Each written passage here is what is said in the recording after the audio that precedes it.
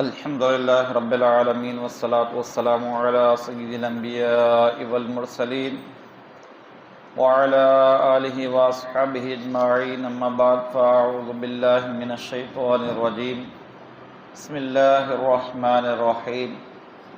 ان اللہ یحب الذین یقاتلون فی سبیلہ صفا کأنہم بنیان مرصوص۔ بے شک اللہ دوست رکھتا ہے انہیں جو اس کی راہ میں لڑتے ہیں پرا باندھ کر، گویا وہ عمارت ہیں رنگا پلائی۔ ترجمہ کنز العرفان۔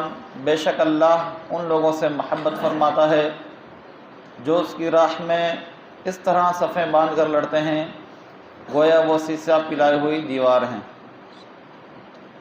ارشاد فرمایا کہ بے شک اللہ تعالی ان لوگوں سے محبت فرماتا ہے جو اس کی راہ میں جنگ کے دوران اس طرح صفیں باندھ کر لڑتے ہیں گویا وہ سیسہ پلائی دیوار ہیں۔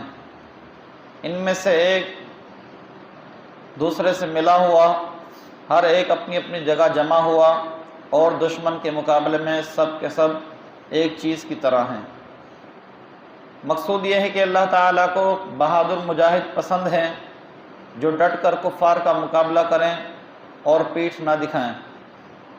اس زمانے میں چونکہ جہاد میں صفیں باندھی جاتی تھی اس لیے یہاں صف کا ذکر ہوا، جبکہ ہمارے دور میں اب صفیں باندھ کر بھی جہاد کی صورت ہو سکتی ہے اور دوسرے طریقے سے بھی، اور اب ہر وہ طریقہ اس میں شامل ہوگا جس میں ایک مفید نظم و ضبط ہو اور جو آپس میں ایک دوسرے کی قوت و طاقت اور دوسروں پر فتح کا ذریعہ بنے۔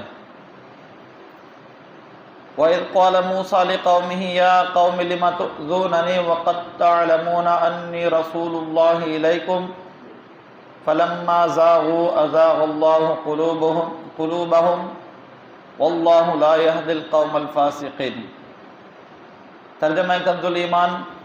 اور یاد کرو جب موسیٰ نے اپنی قوم سے کہا، اے میری قوم مجھے کیوں ستاتے ہو حالانکہ تم جانتے ہو کہ میں تمہاری طرف اللہ کا رسول ہوں۔ پھر جب وہ ٹیڑھے ہوئے اللہ نے ان کے دل ٹیڑھے کر دیے، اور فاسق لوگوں کو اللہ راہ نہیں دیتا۔ اور یاد کرو جب موسیٰ نے اپنی قوم سے فرمایا، اے میری قوم مجھے کیوں ستاتے ہو حالانکہ تم جانتے ہو کہ میں تمہاری طرف اللہ کا رسول ہوں۔ پھر جب ٹیڑھے ہوئے تو اللہ تعالیٰ نے ان کے دل ٹیڑھے کر دیے، اور اللہ نافرمان لوگوں کو ہدایت نہیں دیتا۔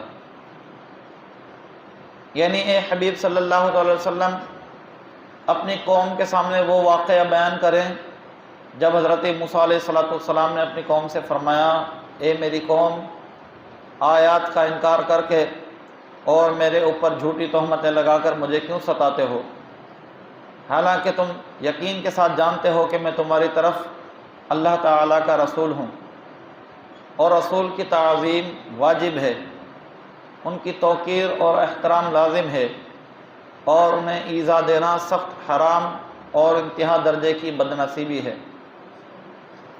پھر جب وہ حضرت موسیٰ علیہ السلام کو ایذا دے کر راہ حق سے منحرف اور ٹیڑھے ہوئے تو اللہ تعالیٰ نے انہیں اتباع حق کی توفیق سے محروم کر کے ان کے دل ٹیڑھے کر دیے، اور اللہ تعالیٰ ان لوگوں کو ہدایت نہیں دیتا جو اس کے علم میں نافرمان ہیں۔